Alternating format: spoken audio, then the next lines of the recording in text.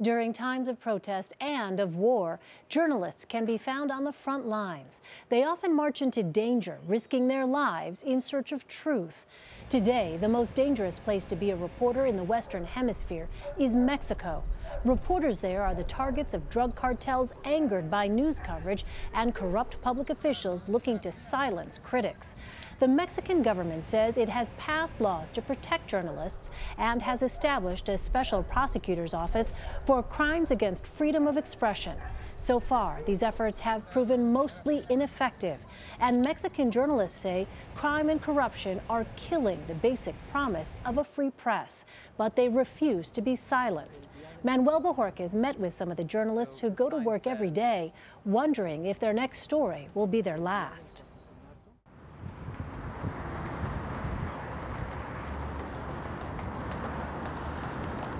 Que reportaron una persona baleada allá por la PFP.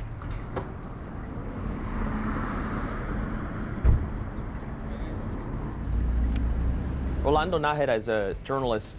We wanted to go along with him in covering some of the murders that happened in Chihuahua. A ver, déjame. Bueno, hola, ¿qué tal, Alex?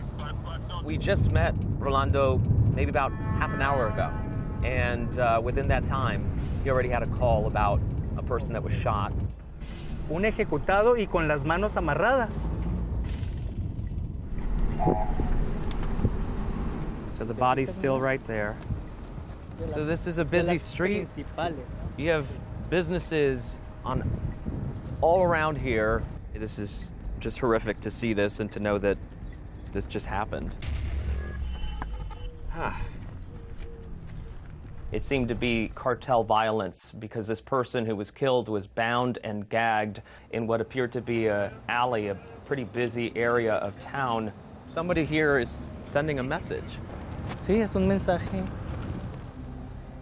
There has been cartel violence there for decades, and journalists have always been at risk, but in the last year, it seems to really have escalated, putting Mexico on par with even Syria, a war-torn country, as most dangerous for journalists.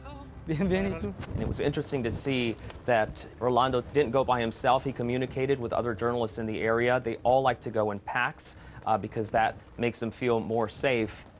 What's interesting is in this country, clearly, there's so much placed on exclusivity and being the first on the scene.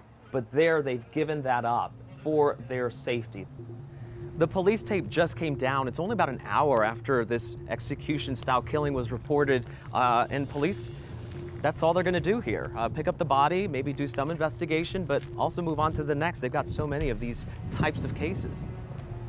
We stayed around a little bit longer after the police had left in order to get a better look at what had happened there, but we were told pretty quickly after that that we should also get going. The reason being, you never know who else was lurking around trying to call in information to the cartels or the organized criminals. Even though it's in broad daylight, this gives you a sense of what those journalists are covering every day. As we were riding to that crime scene, Rolando told us you never know if the next person, the next victim might be a journalist. El día de su asesinato. So the sign says, "You don't kill the truth by killing journalists."